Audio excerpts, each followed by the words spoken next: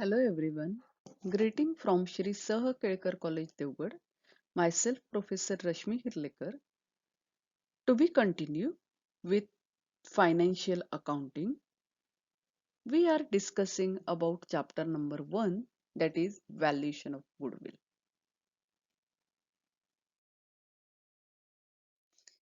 In previous lecture, we have discussed about different methods of valuation of goodwill. In that we have discussed about what is future maintainable profit, average profit, simple average, and weighted average. In today's lecture, we will discuss about adjusted average profit. Points to be remembered in determination of future maintainable profit, summary and formula of future maintainable profit.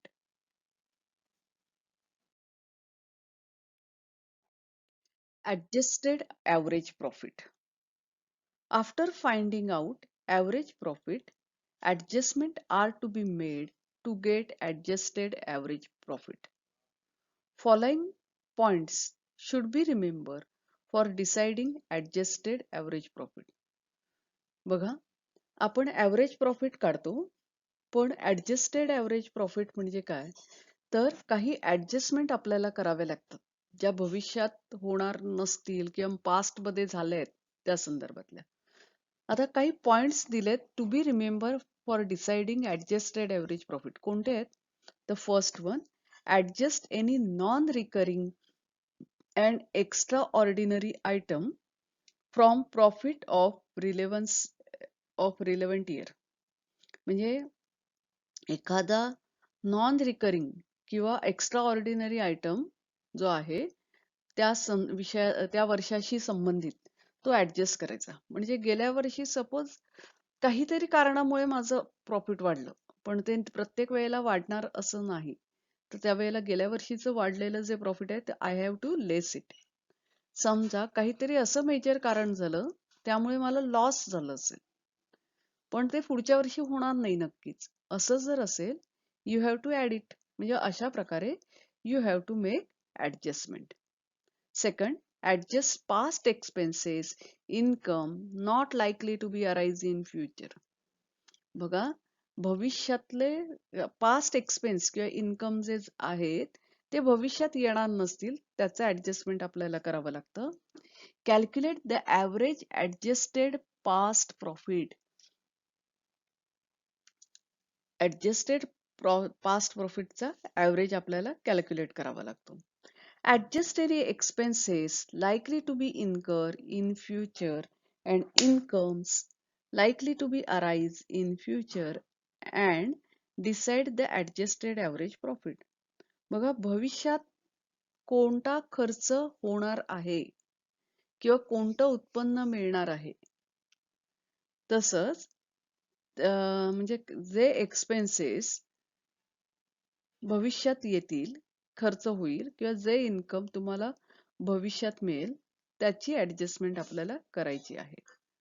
Deduct from adjusted average any non trading income such as investment income. Non trading income असेल, you have to less it from adjusted profit. And lastly, deduct the income tax from above profit to get adjusted average profit after tax or future maintainable profit. म्हणजे वरील जे काही adjusted profit आहे त्याच्यात ना you have to deduct income tax, then you will get adjusted profit after tax किंवा future maintainable tax, sorry future maintainable profit.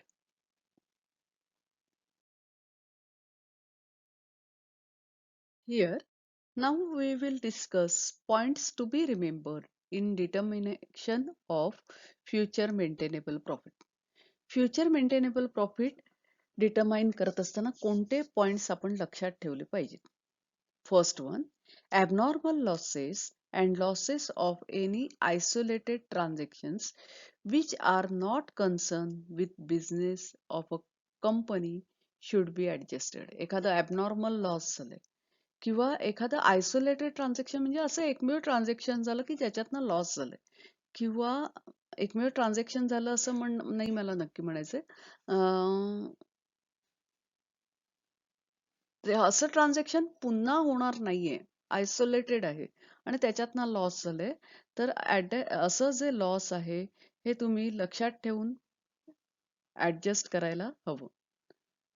Not concern with business, जे transaction व्यवसायाशी निगडित नाहीये आणि त्यामुळे झालेलं लॉस आहे of a company should be adjusted. Second one, eliminate profit or loss from investment which are not considered as a part of main business activity. Investment मधनं profit मिळालं किंवा इन्व्हेस्टमेंट मधनं लॉस झालं असेल, you have to eliminate it. Third, elimination of capital profit or capital receipt or expenses which have been considered while calculating profit or loss. आता capital profit किंवा capital receipt म्हणजे काय किंवा कॅपिटल लॉस म्हणजे काय. समजा मी माझी गाडी विकली, तर गाडी विकल्यानंतर 10,000ची गाडी 8,000ला विकली, मला 2,000 रुपयाचं लॉस झालं. तर असं जे कॅपिटल, हे लॉस हे काही ऑपरेटिंग लॉस नाहीये, म्हणजे व्यवसायात फिक्स असेट मधनं झालेलं लॉस आहे. किंवा असा एखादा फायदा मिळाला असेल तर ते प्रॉफिट सुद्धा ऑपरेटिंग प्रॉफिट नाहीये. The eliminate capital profit or loss or receipt or expenses which have been considered while calculating profit and loss. Profit loss calculate करत असताना जे considered केलेलं असेल, that you have to eliminate it. Fourth, adjust any interest, remuneration, commission, etc.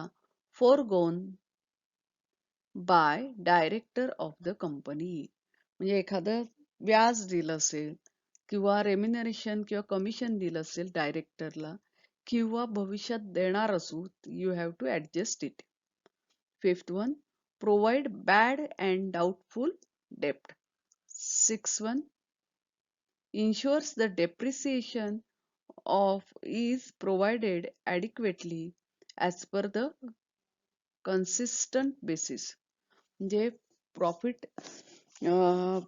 Bad for bad किंवा doubtful डेप्ट जे आहे, you have to provide for it and provide for depreciation as per the consistent basis. योग्य बेसिसवर you have to make provision for depreciation.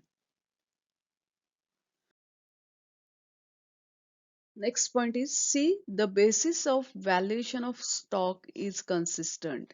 याचा अर्थ असा, stock valuation वेगवेगळ्या मेथडने केलं जातं. फिफो मेथड असेल, लिफो मेथड असेल, सिम्पल ॲव्हरेज मेथड, वेगवेगळ्या मेथड्स येतात. तर जे एक मेथड वापरत आहोत ते कन्सिस्टंटली सातत्याने आपण वापरत आहोत, त्याच्यात बदल होत नाहीये ना, ते चेक करा. Calculate past average profit after deducting tax at current rate. तुम्ही पास्ट ऍव्हरेज प्रॉफिट काढलात, पण टॅक्स डिडक्शन करायचं असतं आणि हे tax deduction at current rate, current चालू टॅक्स रेटने टॅक्स वजा करायचा असतो. Exclude from past average profit non recurring item. म्हणजे पास्ट ऍव्हरेज प्रॉफिट मधले नॉन रिकरिंग आयटम असतील, you have to exclude it. तसंच if the profit shows regular trend of upward or downward, weight average may be calculate. म्हणजे सातत्याने profit वाढतंय किंवा कमी होत असेल, you have to use weighted average method. In case of sole trading concern or partnership, it is better to make provisions for reasonable remuneration to the proprietors or partners in the average normal operating profit.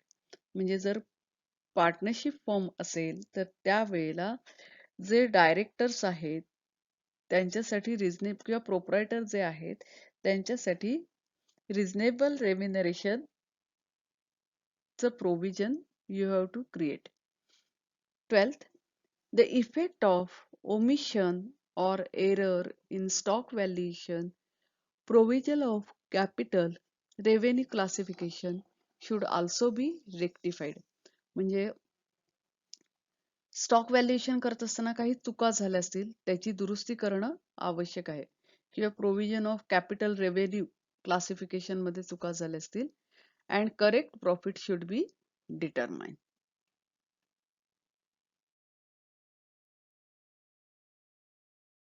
Summary: all actual expenses and losses not likely to be incurred in future are added back to the profit of relevant year. बघा actual expense किंवा losses जे आहेत जे भविष्यात येणार नाहीयेत, you have to add back it to the profit.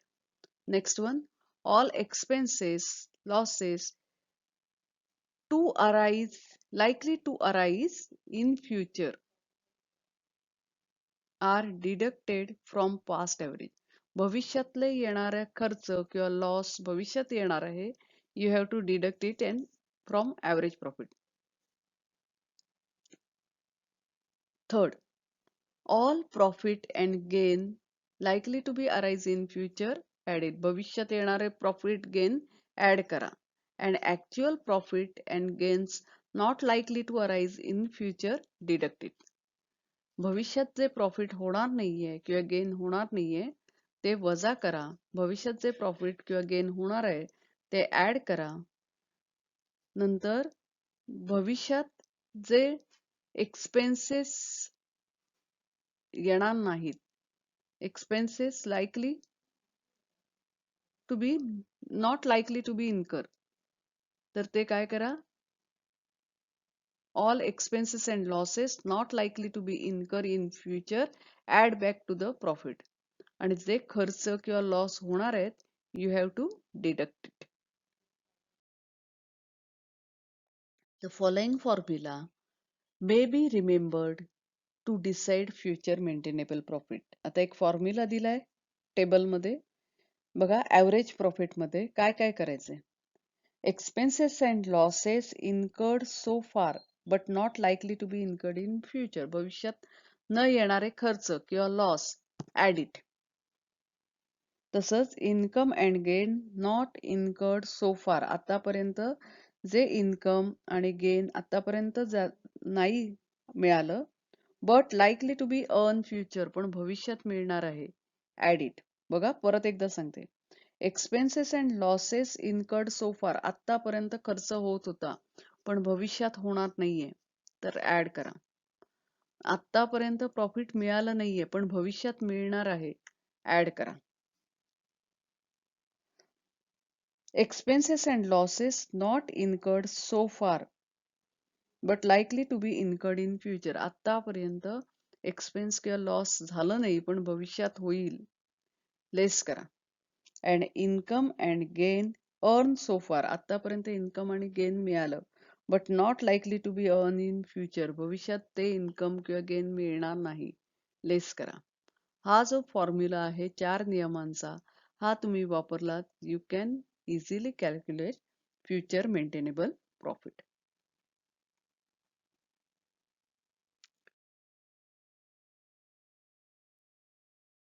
In today's lecture, we have discussed about adjusted average profit, points to be remembered in determination of future maintainable profit, summary of lecture, and formula for remembering to decide future maintainable profit. So, thank you for today. Happy learning to you. We will meet again.